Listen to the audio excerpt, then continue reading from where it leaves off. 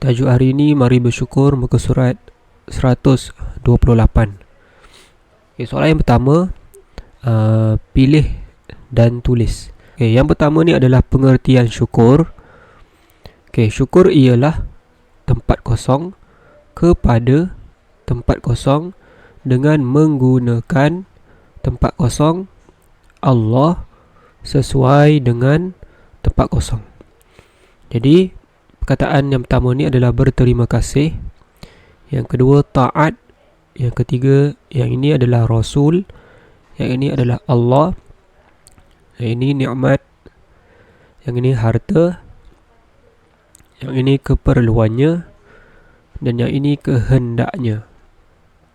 Jadi pilih antara dua ni, bulatkan jawapan yang betul. Antara dua ni, bulatkan jawapan yang betul. Yang kedua adalah konsep syukur. Kita tengok ayat dia.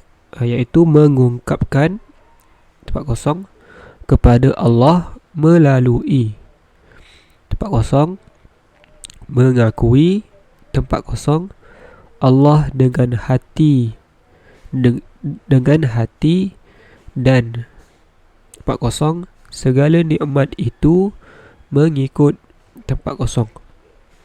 Jadi ini adalah keluhan. Kemudian perkataan ini adalah pujian. Kemudian ini adalah perkataan lidah. Yang ini adalah telinga. Yang ini adalah nikmat. Kemudian rezeki.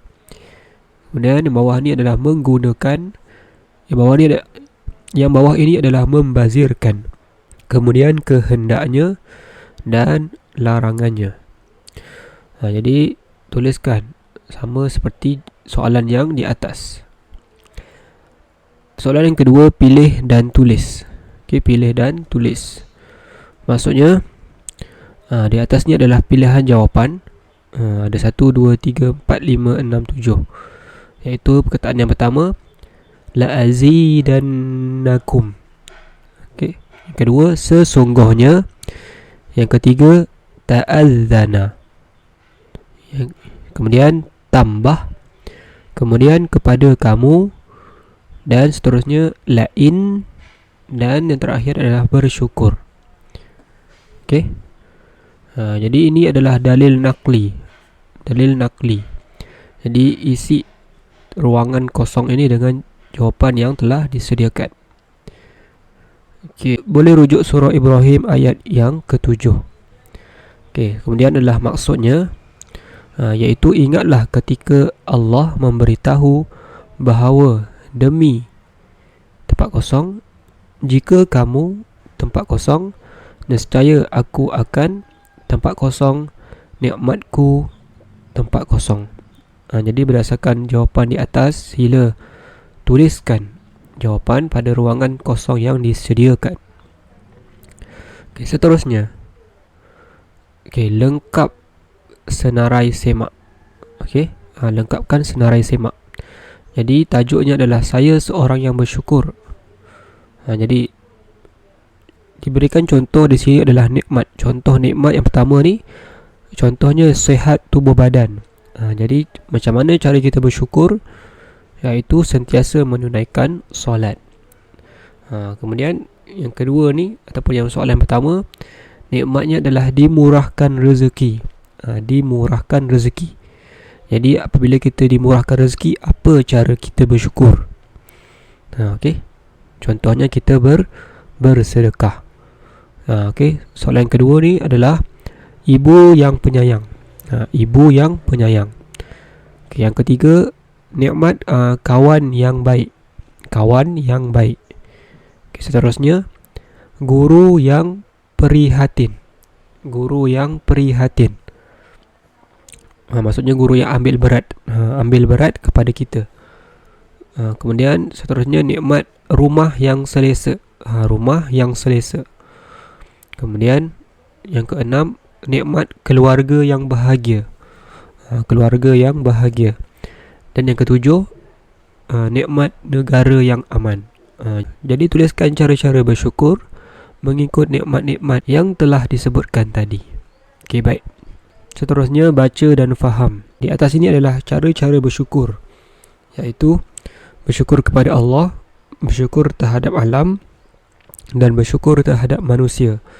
Jadi berdasarkan cara bersyukur yang di atas ini, kita kena masukkan pada ruangan yang betul.